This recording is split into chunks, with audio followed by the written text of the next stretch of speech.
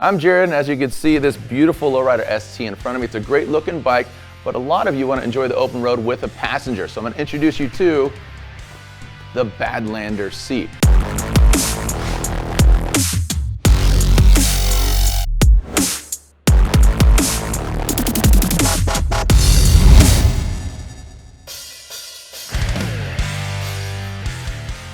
Now, compared to the original equipment seat, this one is longer, lower, and sleeker. One rider, now you got two up. This allows you to add a passenger while maintaining that sleek look for your bike. It's also wrapped in water-resistant vinyl, so if you hit some rain, you're not going to be soaked, or your bottom end's not going to be soaked. So the low design also reduces seat height, so you're closer to the road. It's a pretty easy install, and I'm going to show you how to do it. Now keep in mind, for those that are running saddlebags, you're going to need to remove those first. Go and unlock it, open it, and then to unlock it and remove it from the bike, pull the knob out, and boom, you see the red flag right there. So pull it back off those posts, there's 3 posts in particular, and you put your saddlebag to the side.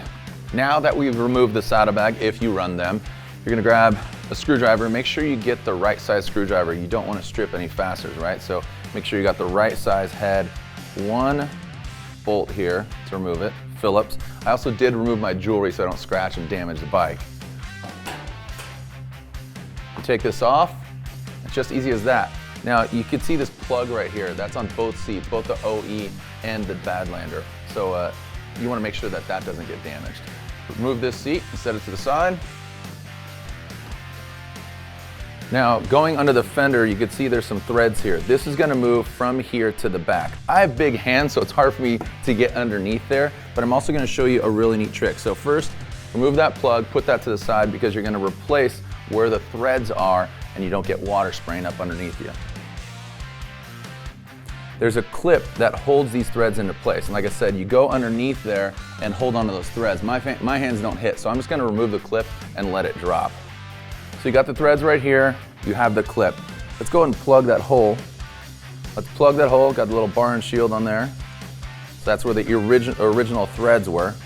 So now that I've removed the threads, I'm gonna move them to the back position to settle up for the double up seat. So, got the threads here, you can see matching the shape of it, it has kind of a post or a peg here that matches it. I can reach underneath this fender, I have the clip in one hand, but a really cool tip here is, take a zip tie, run that up there, and that way you're gonna poke the zip tie through and pull it right up.